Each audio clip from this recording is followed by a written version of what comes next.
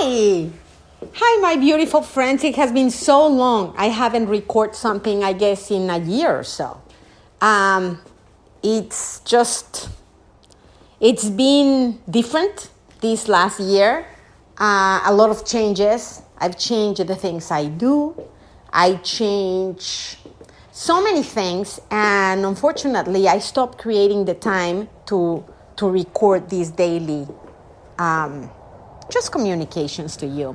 So today I had a realization, and it is the fact that, I saw myself living life just kind of like grooving, right? Just grooving and doing the same thing on and on. And it's interesting because I realized how I was getting comfortable, right? On doing anything. And I'm talking about your work, about your daily life, about your activities. So it's almost like I start losing my quality control on the things I do and the necessity level of excelling on each of the things I do and do each of the things as a professional. So today I was on a conference call and there was a person, right, talking. And I realized that her viewpoint changed. And I realized at the same time how during the last year, truly or so, I've been kind of content with my activities and the things I do. But I realized as well that I was getting comfortable. And the word comfortable is not really friend of the word excel, expand, and give your best. When I'm getting comfortable, it's almost like going out ethics with yourself because you're not requesting the best of you and you're doing a disservice of who you really are.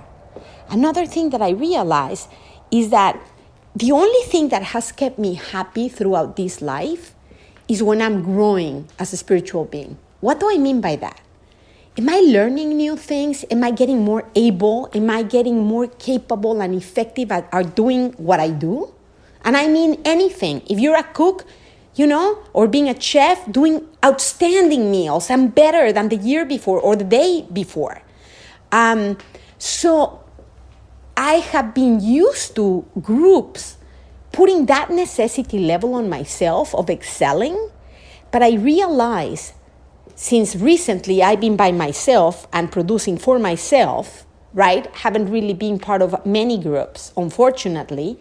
I realized how that comfort was permeating across different areas of my life and how that really was being a disservice to myself and to those around me. I don't know. I think we are all very similar. We always want to help others do best. And we always want to help, right? Leave the other individual in a better condition than when you find him. It doesn't matter what you do. If you're a carpenter, again, if you're a chef, if you're a doctor, if you're a pediatrician, if you're a physical therapist, if you're a lawyer, I don't care. But I think we all have the purpose of leaving the other individual in a better condition than when you found them. And when we don't ask the best of ourselves, we're just almost on an automatic mode where we're really not growing. And we know by the laws of nature that either you're expanding or you're shrinking. There's no flatters. and that comfort, again, I found is what it was really, really covertly shrinking myself as a being. So I just decided to do this little communication for you today because it just took a little of observation and realize of my environment and the way I'm operating. I'm also tired, right? So what happened when you're tired? Oh, I can't do this and I can't do that. Maybe tomorrow, like we say in Mexico, mañana, let's do it tomorrow. No, let's do it today. And if I can with one thing, let's do two. Let's think big, right? That's toughness, my friends. This is one of the best quotes that I love about, I'm trying to find it. This is the toughness, it's one of the qualities that are one of my favorite ones. I can't find it. But basically, one needs to be tough. Oh, I have it here. I'm going to read it to you, okay? It's, of course, by my amazing philosopher, Mr. Hubbard. So it says toughness is high on the scale.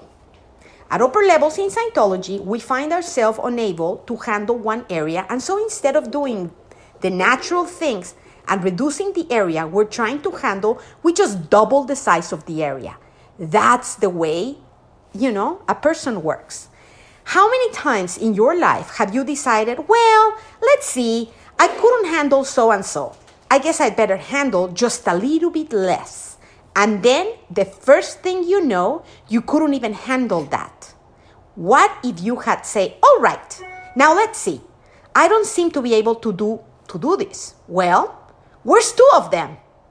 I recommend it to you very thoroughly. You can't handle something, you say, find a couple of tougher ones. The point is that you go in reverse.